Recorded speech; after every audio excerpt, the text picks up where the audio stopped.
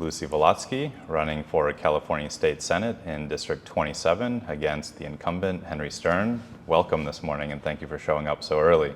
Oh, thank you so much. It was such a pleasure. I put my clock on and I said, I need to get to LA. I was very happy you invited me, and I'm looking forward to have a nice conversation with you today. Perfect.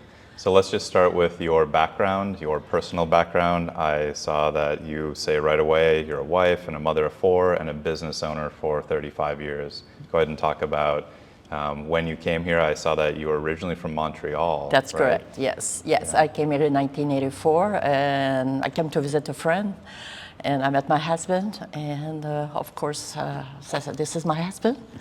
Then we've been married for 40 years. I have 4 beautiful kids, and I'm a grandma of 6 grandchildren. Wow. And been in business also for 40 years. We are on the 40 years time right now for everything what we have been accomplished since I came here. And your plan is to be in Sacramento for the next 40 years, right? Oh yeah, I wish. Oh my God, I wish to be a little bit younger. But yes, definitely I want to be in Sacramento at least for the next 4 to 8 years, you know. Perfect. This is my goal. And what was your business that you've had? Well, we still have it, by the way. Like I said, it's been in 40 years. We are in the mattress business, but we started in the furniture business in the beginning as a retail store, and we're still in retail, yes. Got it. And I see that the basis of your political philosophy, or I guess your life philosophy, is faith, family, and freedom. So you bring very strong conservative values to your ticket. Go ahead and talk just a little bit about why you decided to run for office, when you decided to run. I know that this isn't your first time running, and what inspired you to take this path, because it's obviously a very different path from business. Definitely. What happened one day, I was in my office and I said, we cannot continue like that. It was for the race for 2020. Mm-hmm. Before I decided even to run for office, I said all these regulations and taxes and what's happening in the life of our young children, what is the future for them, I was very worried about. We worked so hard, my husband and I, to raise 4 beautiful kids. And I said, what is the future for our kids to give the same to their children? And I said, that's it. I really threw myself on the desk and I said, I cannot continue like that. It's such a sad story what's happening right now in our state and of course through all the country. And I told my husband, that's it. I said, you take care of the business. I'm done. I'm running for office, not knowing really what I was doing because it's all new to me. But I was always a little bit involved in the community as far as like neighborhood council. I was on the board for almost 15 years on the board. Been involved with Chamber of Commerce. It was a time I was belonging to 8 chambers of commerce to build our business, to make sure we have some success, you know, to bring the people to our store, you know. And with everything what's happening and everything, I said it's become harder and harder, and especially with COVID, what happened around that time in 2020, it was even like so many people lost their businesses, so many people lost their lives. The accountability of our government, it was really wrongly perceived. They did so wrong the way they handled everything. Then it was why really I wanted to run for office. I did very well, by the way. Sure, yeah, and that's obviously the freedom part of your faith, family, and freedom. That's correct. And even though when you say words like that or phrase like that, people will try to automatically associate you with the far right. That's always what the opponent will do. But I did notice that the other Democrat who ran in your primary against the incumbent Democrat, Susan Collins, just recently endorsed you over Henry Stern. That was a little bit surprising to me. Why is that? Well, you know, she's pretty much always says not the right, the left. She's in the middle. Yeah. And her belief and her values, they really reach out more like mine, or it might be yours. she's more on the center of what she's believing, especially with crimes. It's happening. She's very involved with crimes. She's very close to the officer, police department, and anything what it touch really, like lives of people and what's happening in Israel, the life of the Jewish life right now we're having here in United States, the anti-Semitism, then everything what she's relating to, it's our value. Then, of course, then she decided, because her way of thinking, my value equal pretty much her values. And you have to have courage for a Democrat kind of make a decision to say, hey, I'm going to be behind Lucie Volotzky because this is what we want. We want to change our state. And that's what she decided to do. It's fantastic. I gave her all big AA plus because of her courage. She did that. I think it's so important for the future for ourselves. Yeah, and I think that is a little bit of a difference this year. There's definitely a shift in that voters are realizing that they don't want to vote for labels anymore. They're taking a little bit more interest in who the political candidates are. And that's obviously the reason why I started this podcast, because there was a huge void. People don't know who's running for office and where they stand on the issues. They've always just voted based on the label, and people want more than that now because they're waking up and realizing that things aren't going the right direction. And so I'm trying to host a forum like this to encourage policy voting as opposed to label voting. And it sounds like Susan Collins came over to your side because that's correct. She believes in you as a candidate and the policies that you're pushing. Yes, and it's a great thing, but she's not the only one. We, if you know, I don't know if you knew, we have our state senator, Gloria Romero, that she was about just a month and a half ago, Democrat. She just switched as a Republican. Yeah. And again, the bravery, what she decided to do, and I met her personally, and she said they are so independent in Sacramento, she couldn't continue to be part of it, and this is the reason she switched as a Republican. Right now, we have to look at it. I know I'm running out the ticket as a Republican, but it's not anymore Republican dependent or liberal, whatever it is. It's about where we're going with our life, with the value, the faith, the freedom that it's been taken away from us for so many years, that we've been ignored about our day life, to be so busy, to get up in the morning, go to work, come back home, have quite a few kids to feed, and then nobody pay attention what's going on. They think Sacramento will take care of you for a good citizen to be taken care of, but it became so lame for so many years that they've been neglecting the good citizen. And this is what we have to come back to. People working so hard, and who's working the hardest pay the big price for the other people.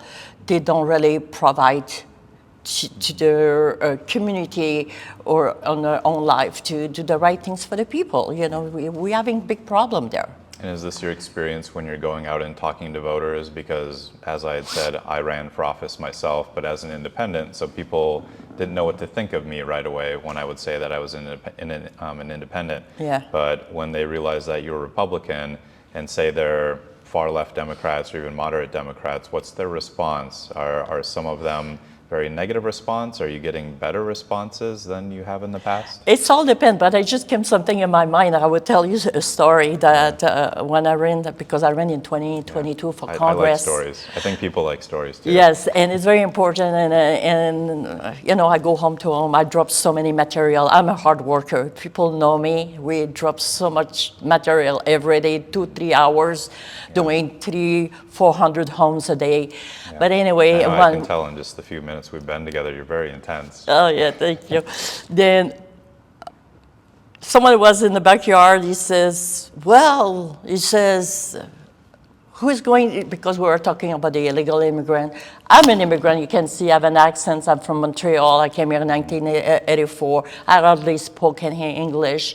Then along the way, I learned the English, how to read, and I'm pretty much growing with my kids. But the thing is, the gentleman tell me, I think he was kind of insulted. I was insulted, and he said, who's going to pick up the strawberries? That he tell him that, I said, by the way, I pick up strawberries. His face dropped totally, because, at 10 years old, I'm one of 10 children, by the way. Wow. And I have 8 brothers and 1 sister. We've never been forced to work. My parents taught us to be independent at a very young age. Then this is what we did. Then at 10 years old, I was financially independent like other of my siblings. We were not providing to our parents. We were keeping our own money. My mom, she said, I don't even remember when I bought you a dress because I was so independent. But just to tell you, the people, how they convey the illegal immigrant, they think they will pick up strawberries. But we have to look at it as the immigration, how to look at it right. People come for a better life. But when it's illegal, there's so many different issues. The illegal, they're coming from all over the place right now, and thousands of people. Then we assume the responsibility to house them, give them credit card, health care, and it's all the process. Then sometimes I'm talking with the people, like we come back to your questions, then people, they don't think at the moment, says, okay, I'm a Democrat and I feel this way. But when you put everything on the table, say, hey, this is what it's coming from.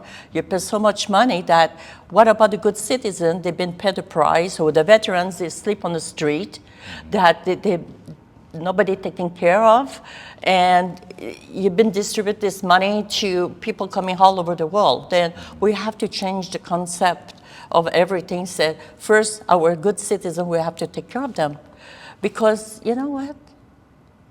It's not really. I don't like racism. I was not born with racism. First of all, my first doll have been given to me, and I still have it. It was a black doll, and I was brought up in a small little town, 500 people, and racism was not existing.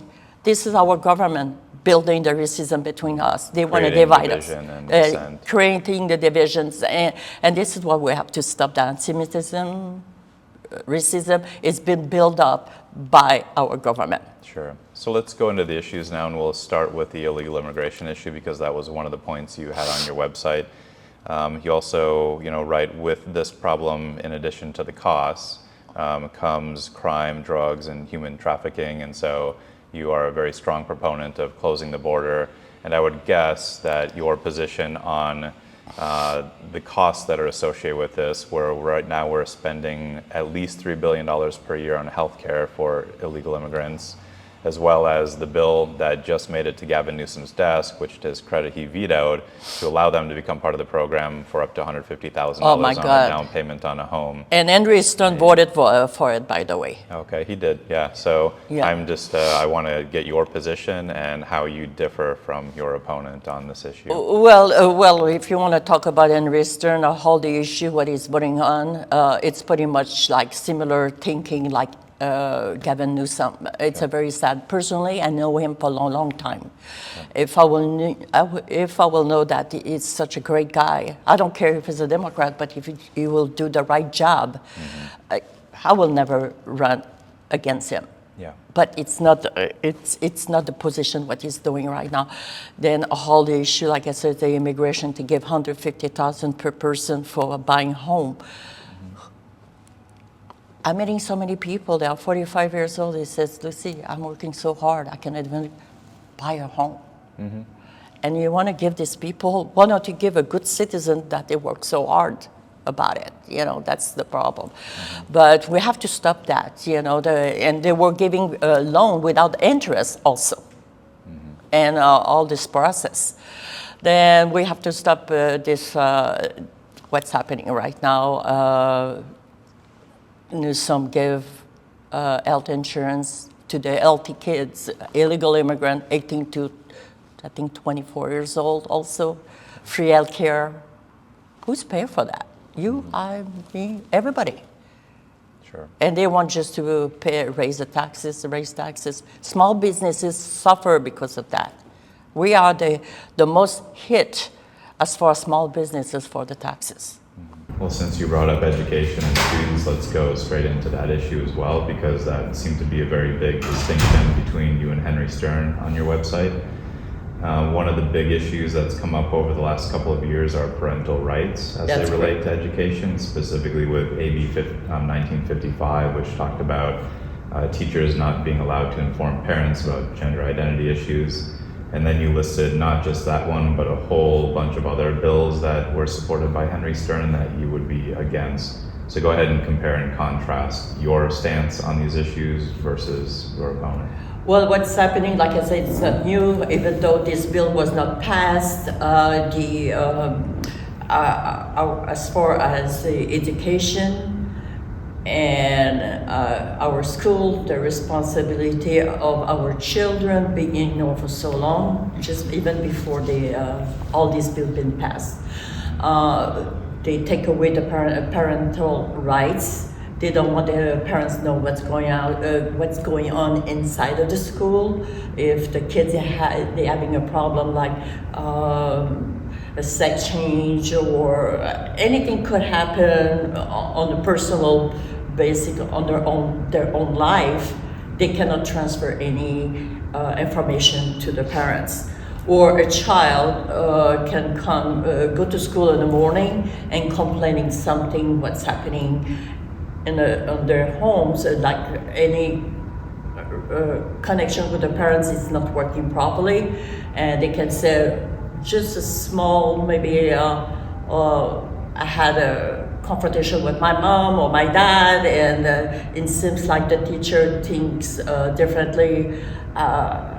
Do you feel your life in danger? And the kids, sometimes they said yes, because just in a moment, then you can come at the school and your kid is gone. And you're specifically talking, I believe, about AB 665, which would allow children to be removed from their parents without even like having a professional or a licensed therapist make a judgment call. That's correct. And you said Henry Stern voted for this bill.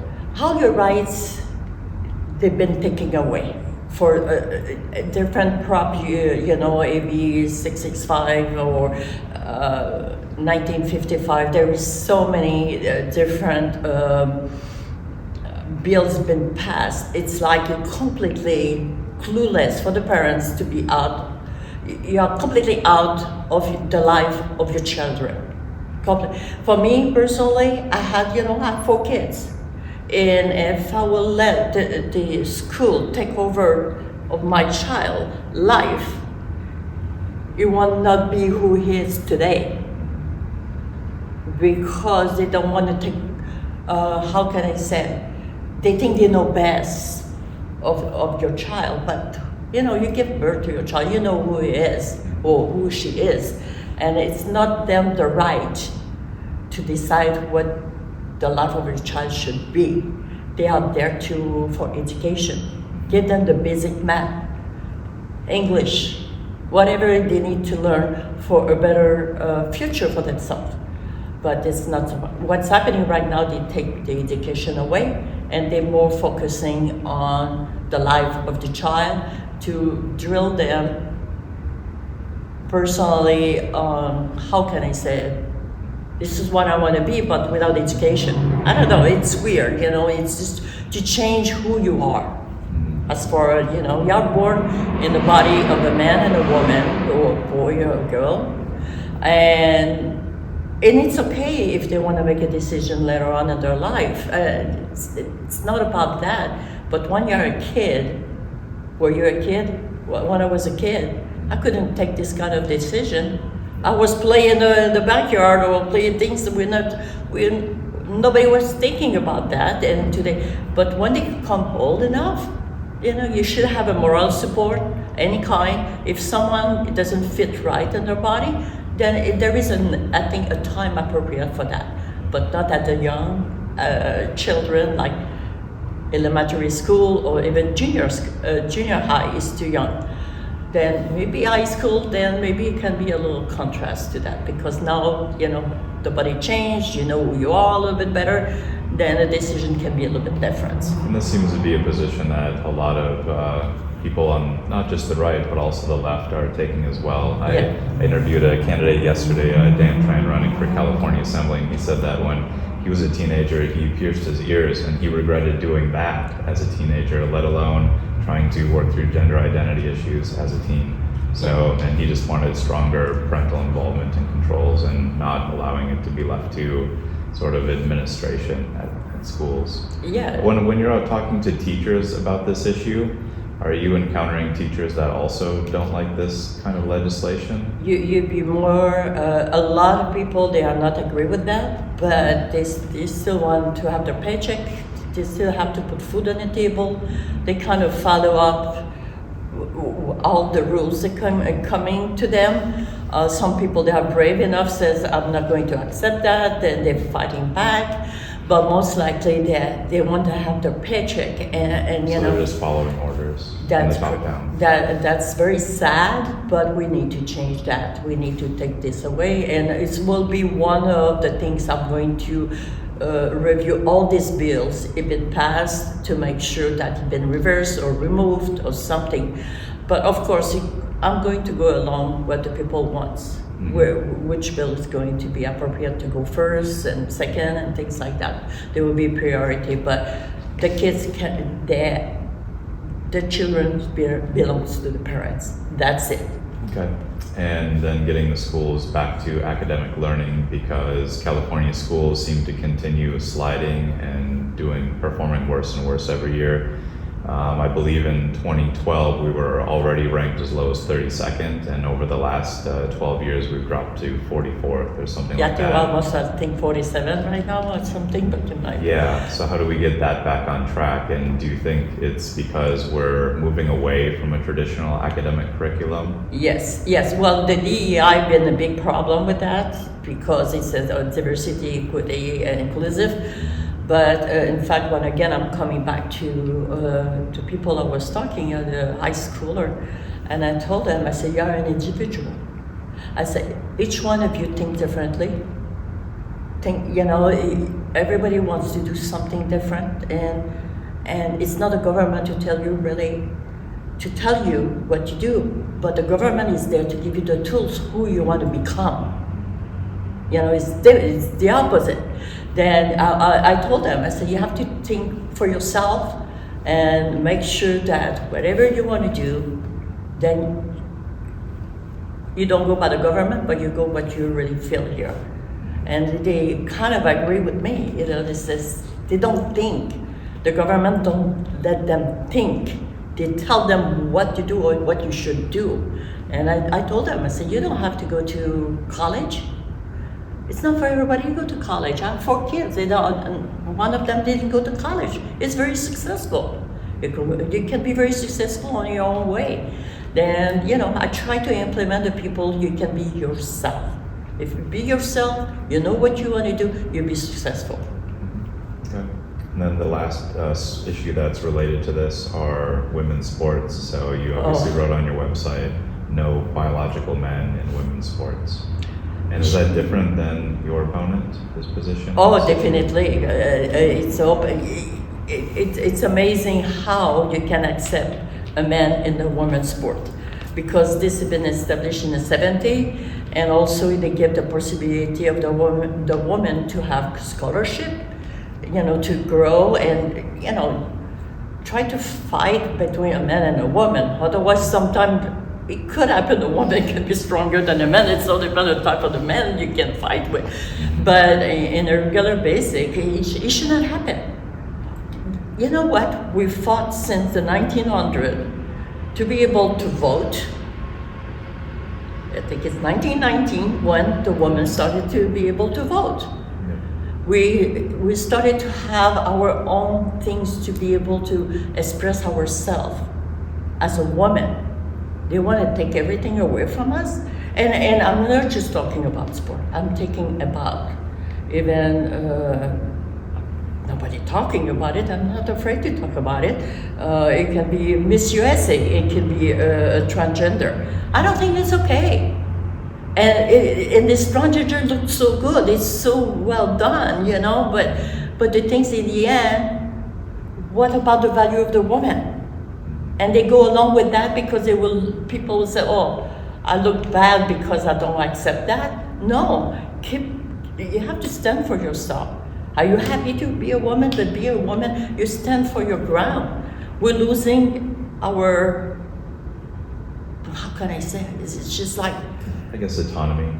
Yeah, that's it. You know, you said very, very well, you know. So on a policy level, you would be for making other accommodations for transgender people at school, so they're not in the, you know, restroom area, the locker rooms, things like that. Definitely, I will separate that. She said, no, I'm not against again, you know, because I have some in my family, you know, they are not transgender, but, you know, they are gay. And I'm fine with this. In the seventh day, I have a good friend of mine. We didn't pay attention to that. Okay, it was a good friend of ours. Sure. You know, it's not my personal life, it's yours. But don't push it in your throat. Say you have to, you know, as long as we respect each other, there's nothing wrong with that. Do your own life, I do my own life. But don't push it in my throat. This is the way I see it. Okay, so very strong contrast in all of the education policy between you and Henry Stern. Oh yeah, definitely. Let's go to one of the main issues that people are concerned about, which is the cost of living. A lot of parents are just working night and day to keep a roof over their heads and, you know, food on the plate. And a lot of people say that that's actually one of the reasons why they're somewhat uninformed about the policies that are being passed through Sacramento, like all of this education policy that we just talked about. So what is the cause of the inflation? I'll start by asking you that, and then what things can we do to begin to bring the cost of living down again? Well, number one, lower the taxes. And this is the key. And for me to be a business owner for 40 years, I can talk about it. Raising the minimum wage is not a secret because the employer has to pay, first of all, of course, the higher cost for the minimum wage. Workers come, everything comes around. It's like a snowball. Then what do? Then you have to raise the cost of goods, what you're selling to the consumer. Then in the end, you don't have more money in your pocket. Then the things, if you lower the taxes, then you will have more money. I don't have to raise the cost of goods, and everybody they will profit of this. Then this. You know, we're all happy, oh my God, I'm getting a raise for $1 and things like that. But in the end, you don't have much more money in your pocket. Yeah, if you look at historically real wages, they really haven't gone up since the 1990s. You know, the cost of everything relative to your real wages has gone up. The cost of a house in certain areas around here is 10 to 12 times what your salary is. It used to be 2 or 3.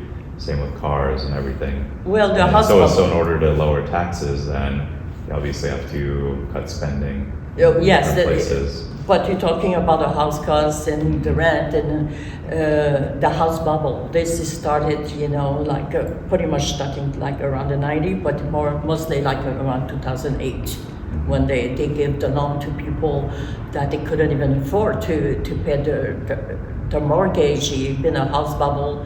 And what's happening also, a lot of investors came and bought property. Then the shortage of building.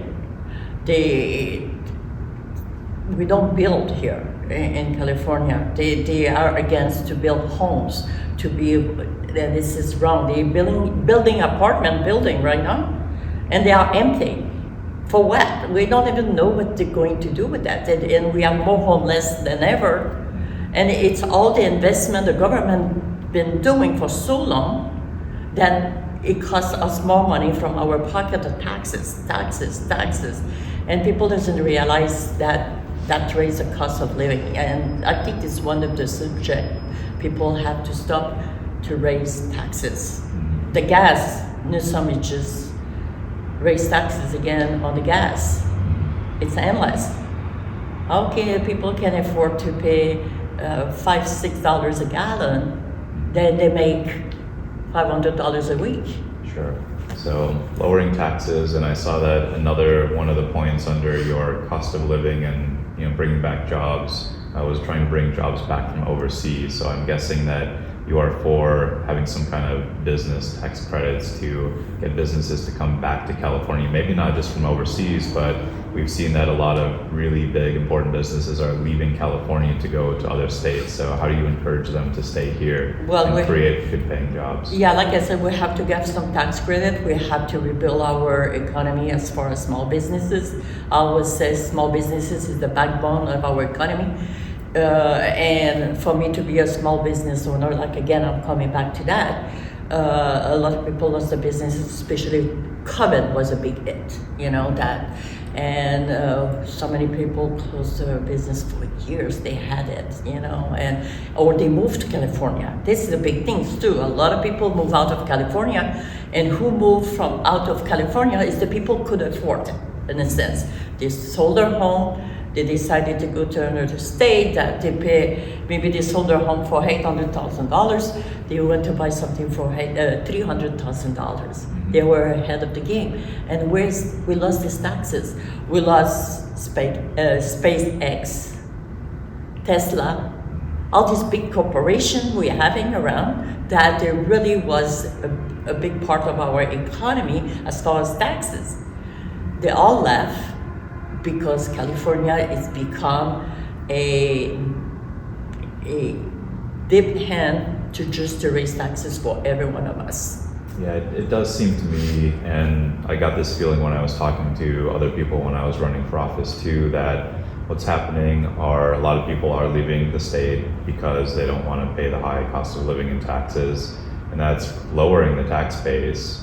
And more people are coming in that are having to be supported by the system. That's correct. So then the rest of us that are left here have to pay even more because they have to take more taxes from us to cover them, and it's in a death spiral basically, and that we need to put a stop to it and come back the other way. Well, the thing is, we need transparency in Sacramento. It's like the homelessness. I know about the homeless for many years, just even before it became a big thing. In 2015, I was the chair for my Chatsworth. I live in Chatsworth. I was the chair for the special needs for World Game Olympic, and I was at the UCC. I took the wrong turn. I said, my God, I'm like a war zone. I said, where am I? I couldn't wait to get out of there. Because Chatsworth, maybe one or two homeless. There was like they almost on the street. And I already spoke about it since 2015, and they spent $25 billion. And I know where the money went. Never went to the homelessness. They put so much money went to the people's pockets. It's terrible what they've been doing, and we still have to pay for it. Now Newsom just give $150 million for the homeless now to clean the street right now. Where were you 5 years ago? You were there. You give $25 billion and nothing happened. Yeah. This is what they've been doing all along. Now, oh, by the way, we're talking about money. We'll pause for a second. Speaking of crime and safety, who knows what's going on just outside here. I know, it's terrible. Yeah. Okay. But yeah, so then staying on the homeless topic, we're obviously here in downtown LA. Yes. And I had never really been to this part of town before, but there's homeless all around here. Like you just said, $25 billion. The numbers I've seen anywhere between $25 and $35 billion a year spent on the homeless problem. Yes. And it seems to be going a lot to nonprofits. And the contention are that these nonprofits are just being handed money. There's no measurable outcomes, and that they're spending the money not on fixing the problem, but on administration and renting offices for their nonprofits. Is that your general take on this? Well, I don't think the Or you think nonprofit. it's actually corruption? Yeah, I think the nonprofit organization will not like me right now because I'm against. You know what? I'm for nonprofit organization, but when you abuse the system, I'm not for you. I'm sorry, you're out of the equation. Then we should bring back on the table, says, okay, what have you done for so long? Show me the numbers. How many people have you helped with that kind of money? Maybe I can give, says, okay, we'll give you a shot for this next year. You better to bring your book and to be clear on your book, because you are being cutting off of any grant of any kind of the, you'll be out of the equation. It's enough.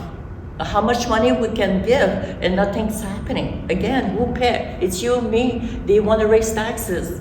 The ballot, the mail-in ballot is in.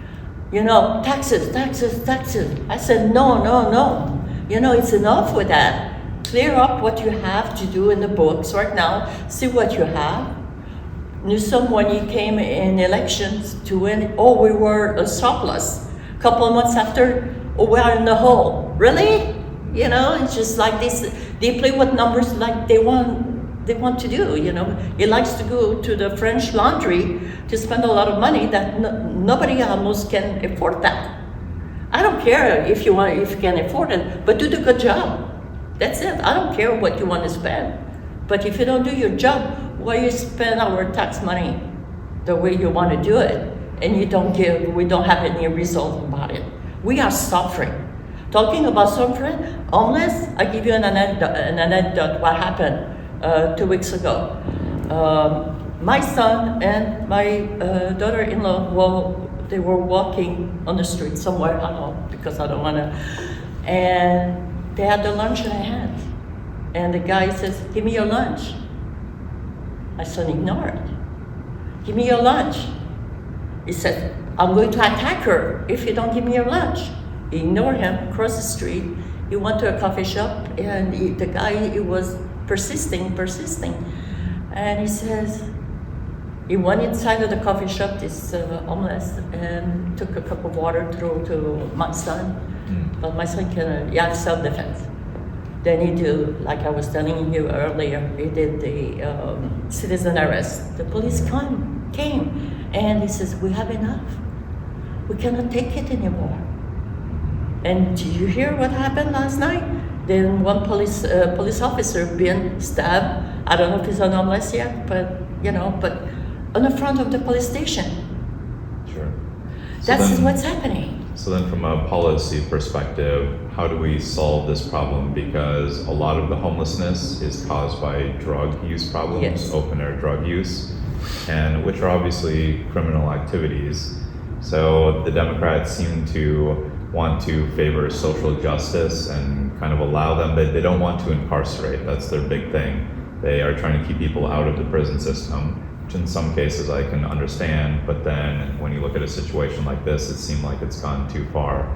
So what's the balancing? Do we need to put these people in jail, in prison, in rehab? What's your take on this? It's all depends on the case, basic. Everybody's an individual situation. Then you go along. I know about emergency preparedness. Everything has a triage to do. Then you really look the person, what is really their needs. If you need to go in jail, it's a different story because you commit a crime or something like that. But if it's a drug addiction, he cannot get out of this, you need help, he's on the street, and he does everything like cannot even take care of himself, or then they need help. In 2018, I cannot say deploy, but in 2018 they passed like a program, like a pilot they were supposed to do to help the people in addictions and everything, to see how it will work. They didn't even apply it. It's been passed. I don't recall the number for it, but in 2018 it was established. They don't do anything. And what's happening is also the ACLU, it came along a lot for lawsuits. It's the right of the person, whatever. You cannot take away the right of the person. Yeah, but what is the right of you as a good citizen to walk on the street? What is your protection? Then you have to have a balance here. Then if that person is endangering himself or herself on the street, or he can endanger someone as a citizen, we need to do something about it. But this has been ignored for so long. And that's why we're having such a deep problem right now. And so it sounds like your take is that if it's a drug use, nonviolent problem, get them into the rehab side of things. Yes. If they're more dangerous, violent to others than the prison system, and then work along those lines. Yes, and sometimes it's misdemeanor that before it's become too bad, that person can be a certain place, then to rehab and to bring him back in a society that he can really survive and become a great citizen, you know what I'm saying, to others and be good to others. There is so many things we can do, but like I said, the money never been there for them, and this is where we are right now. And the building, again, I'm coming back to that. We have a lot of apartment built, and the apartment they are empty. For who? You know, that's the problem. Sure. Staying along the lines of crime, obviously one of the propositions that is highly controversial is Prop 47, which set the bar way up at $950 in order to commit a felony for theft. They billed it to voters as this will help get people accused of drug offenses out of the prison system, but in actuality it's done a lot more damage than that, especially to downtown areas. Prop 36 is on the ballot this year to repeal that. I'm guessing that you're in favor of bringing that $950 back down. Yeah, definitely we have to pass that.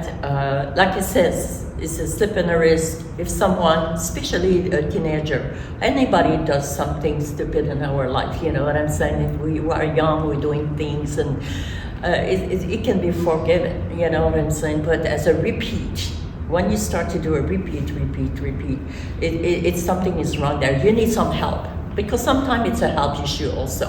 At home they're not happy, they want to be somebody, but they don't know how to be somebody. Then they are with a friend, they want to show off, like, oh, I can do it, just do it. You know, there is so many way of thinking and mentally as a kid or a teenager. A lot of times starting when you're a teenager. This has come from when you're a teenager and you're bringing it up when you grow up, like you're 18, 20, and you cannot get out of it because this is only things you know. Then it's really to tackle the people as a teenager first. I think to give them the chance that, hey, this is where we are, you need some help, let's take it taken care of.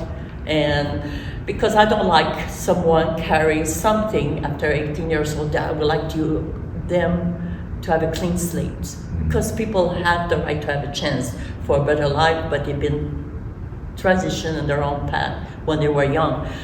But definitely, I can say, repeat offenders, they have to pay the consequences. I do believe in that. Okay. Yeah. So it sounds like a case-by-case basis, and yes. grant leniency to people who haven't done it before and are younger. Yeah. But for more violent and repeat offenses, something has to be done more than is being done now. Yeah, I'll give you an example. Someone close to me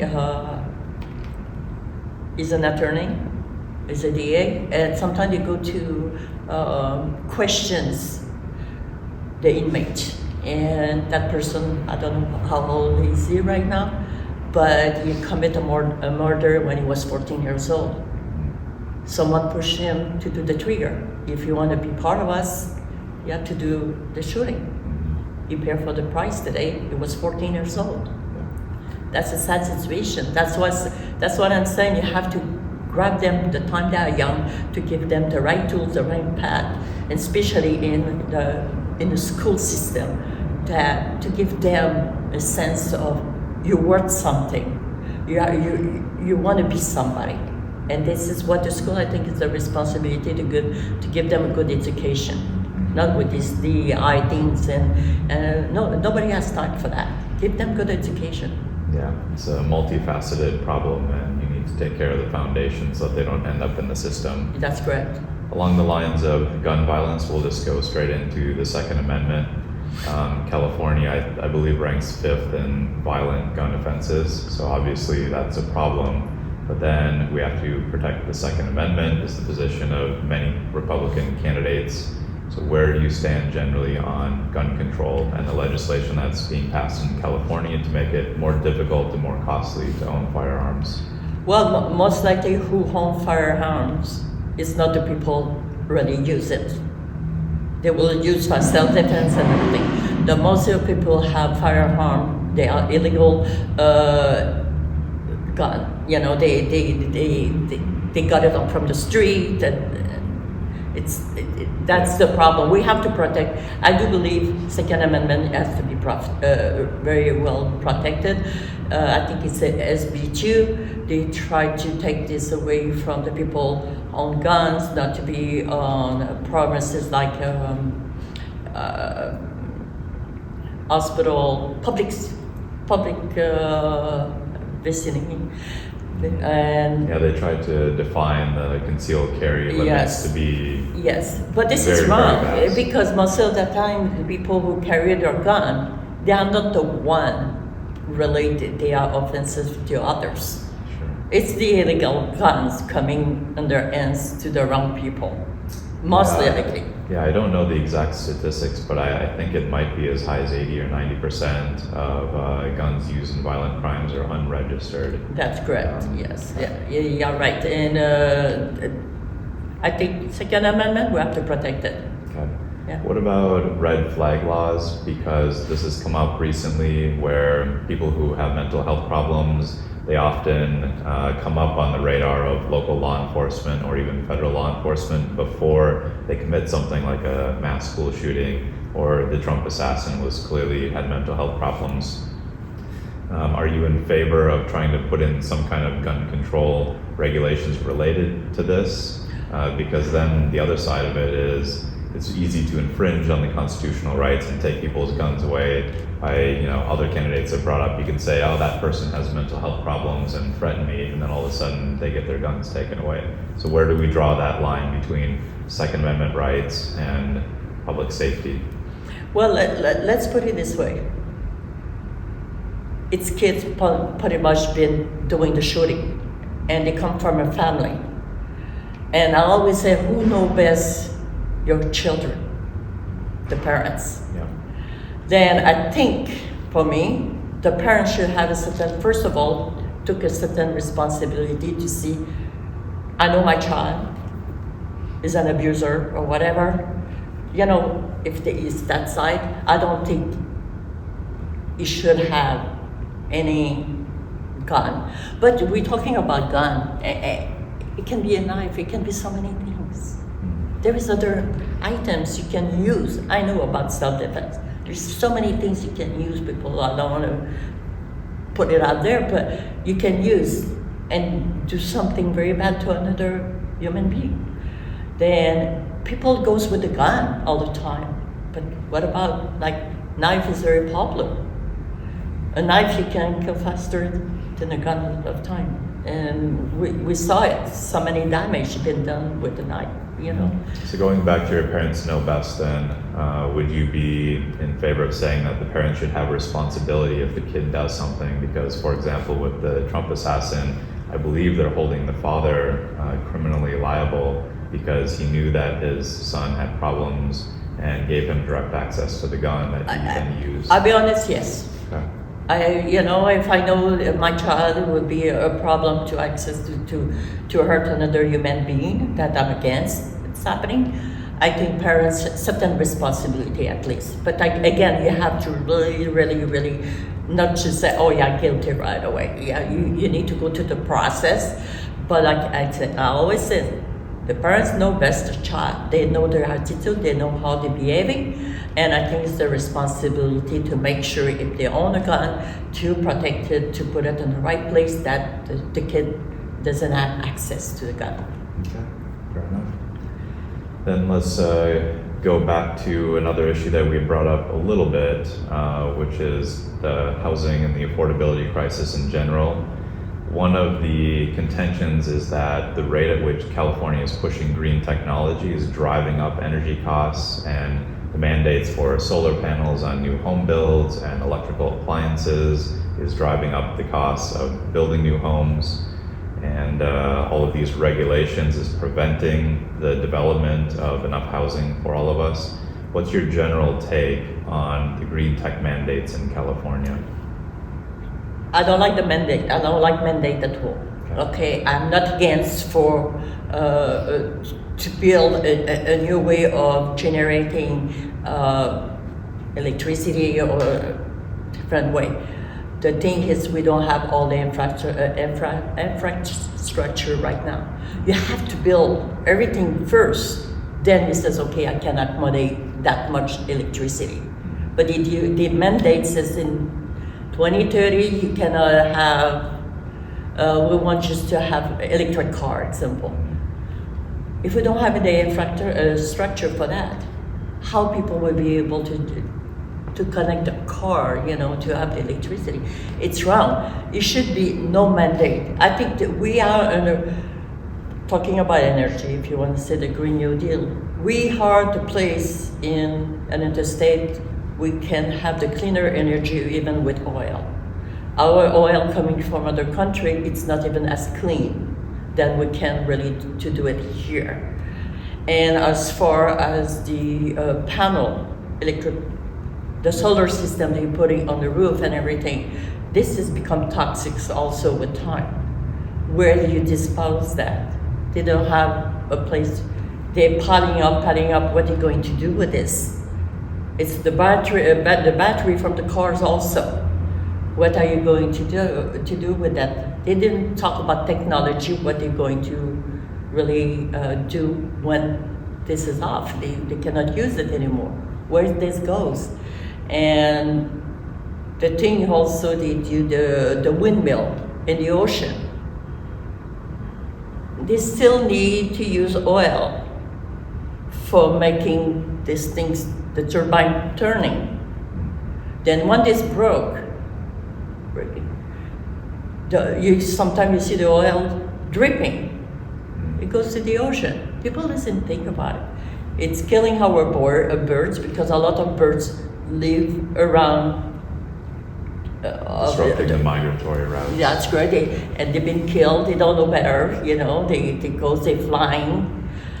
Put this in the ocean, they stop all the possibility. The fishermen, they're having a big problem. I think it's New Jersey, I do believe, that they want to stop the fishermen to go fishing, and they put this on the shore. Then it's a big problem. Yeah, I saw there was actually a big problem where when they're building these wind turbine farms offshore, because of all the noise, the drilling, they're killing whales, they're disorienting the native wildlife.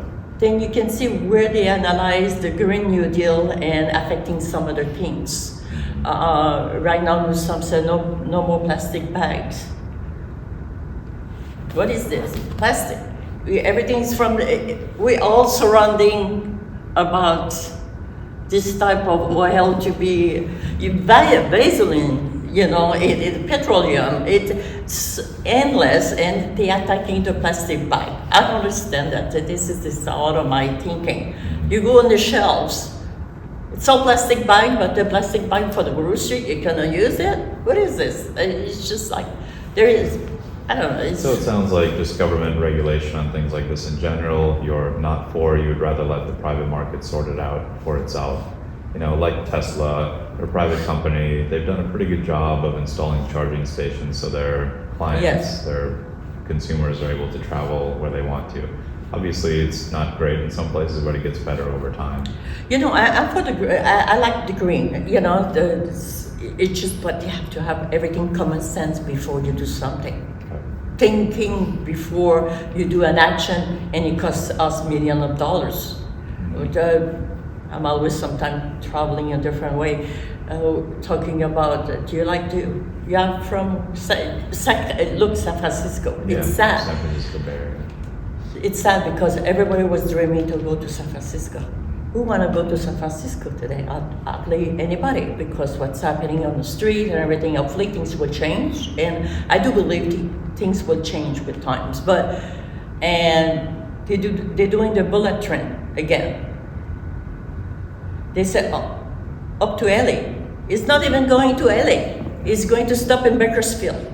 You still have from LA to take the transportation from, starting from here, example, from the station, Union Station, to go to Bakersfield. Then you can transit to go to Bakersfield to San Francisco. They already spent $125 billion, and now you want to put another $100 billion. It's funny you brought that up because I drove my truck down from the Bay Area with these thrones with the podcast set up. And when I was going down, I recorded a video of myself just as an Instagram story to post. Because every time I drive down, I have the exact same thought, which is that it's 2 lanes the entire way. So what happens is you've got slow cars and slow trucks trying to pass other slow cars and slow trucks, and it slows all of us down to 55 or 60 miles per hour for several minutes, and this happens dozens of times along the way. So I literally said, instead of a bullet train that costs us $100 billion, instead of inventing a new technology like the Hyperloop that they were talking about, why don't we just put a third lane in both ways? Because then a car like me can just cruise 80 miles an hour and I can be here in 4 hours from the Bay Area, but it takes me 6 hours. So we don't need $100 billion, we just need another lane. So that's my policy position on all of this. Or if you want to invest the money, invest it on the 405 or the 5, because we have a big problem on the 5. When you get like around Santa Clarita example, there is so many damage because we have nowhere to go. We needed to find a way to do another lane, or in the 405 we need a better way of a system than invest where is the big problem. Because like I said, how many people will travel really to go to take, I like to take my car to travel, I'll be honest with you. You know, it's just like, of course, when you arrive in San Francisco, I know I've been there, sometimes it's better to take the little train to go around. You want to be touristy, yes. Yeah, touristy, but otherwise, you know, but it's all about common sense in the end, you know. Okay, well, let's wrap up. I know that historically your district tends to lean fairly heavily Democrat. In the primary, it was about a 62-38 split this year, and that was with 2 Democrat candidates running, one of whom, Susan Collins, has actually endorsed you. So, and I believe she pulled 17% of the vote. Yes. So if her constituents were to follow her endorsement, now you're talking about a very, very close race between you and Henry Stern. Definitely. What do you say to the independents and the Democrats in your district who you need to come over to you to win? Well, I would tell them, like I said, people doesn't know, I will talk to you a little bit about my life if you don't mind too. Okay, I was born like 10 children, 8 brothers and 1 sister. I've been in foster care when I was 4 years old, and the rest of my siblings because my mom was very sick. Then, of course, but I have lovely parents, by the way. At 10 years old, I was independent, very financially independent. I had to quit school when I was 13 to take care of my mom. She was very ill. Then I never went back to school when I was 18 years old. I worked in the factory. I was working 40 hours a week for $20. You know, I did that for many years. Then, of course, I went back to school. I learned real estate, and I came here. I hardly spoke any English. I'm still learning every day, you know, but I hardly spoke any English. And my husband and I, we started a business in the indoor swapping. It was the best swapping you could find in Willing Hills. I'm telling you, people, it was amazing. But we started with it.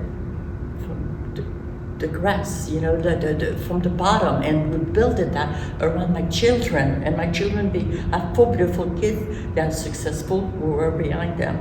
And at that point, if you look at who I am, I care about anybody, because everybody who's out there been through anything in their life, I can reflect to them.